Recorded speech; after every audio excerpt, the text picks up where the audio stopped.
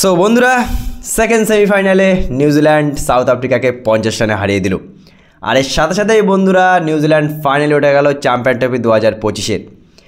So ভারতের সাথে আগামী রবিবার ফাইনাল খেলতে যাচ্ছে নিউজিল্যান্ড। দেখো, আজকে সেকেন্ড সেমিফাইনালটা একেবারে একতরফা হয়েছে।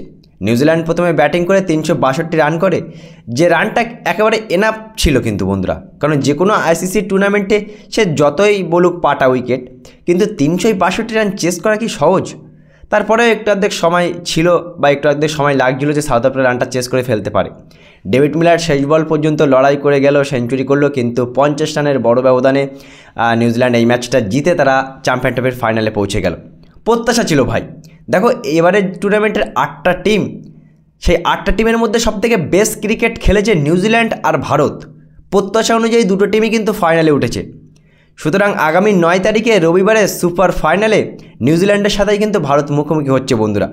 হ্যাঁ, আমরা জানি যে গ্রুপ স্টেজে লাস্ট ম্যাচটা নিউজিল্যান্ডকে ভারত হারিয়ে দিয়েছিল, কিন্তু সত্যি কথা বলবো, আমার মনে হচ্ছিল সাউথ আফ্রিকা উঠলে ভারতের জন্য একটু সহজ হতো। কিন্তু নিউজিল্যান্ড যেহেতু ফাইনালে উঠেছে, সেহেতু ইজি হবে না ভাই।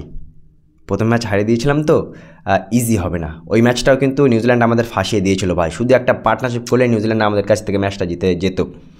আমি বলবো ভাই, অনেকখানি কি চ্যালেঞ্জ হতে যাচ্ছে আগামী ফাইনালটা সুপারহিট হবে। তার কারণ টুর্নামেন্টের টপ দুটো টিম ফাইনালে উঠেছে, আর এই ফাইনালটা কিন্তু দেখতে অনেকই ভালো লাগবে বন্ধুরা। দক্ষিণ আফ্রিকা কিছু সময় মনে হয়েছিল যখন বাবুমা ভ্যান ডের ডুসেন পার্টনারশিপ করেছিল, কিন্তু মিডল অর্ডারে ক্লাসেন, তারপরে ইডেন মাকরাম, ভ্যান ডের ডুসেন, বাবুমা একের পর এক উইকেট যাওয়াতে কিন্তু দক্ষিণ আফ্রিকা ম্যাচটা 50 রানে হেরে গেল। 312 পর্যন্ত গিয়েছিল, কিন্তু আর টপকাতে পারলো না। আবারও একবার নকআউট টুর্নামেন্টে চোখ করে গেল সাউথ আফ্রিকা। চোকার্স হিসেবে কিন্তু তারা আবারও বিবেচিত হবে। যাই হোক বন্ধুরা, টুর্নামেন্টের সেরা টিম হিসেবে নিউজিল্যান্ডের সবাই পছন্দ ছিল, সেই নিউজিল্যান্ড আবার ফাইনালে গেল।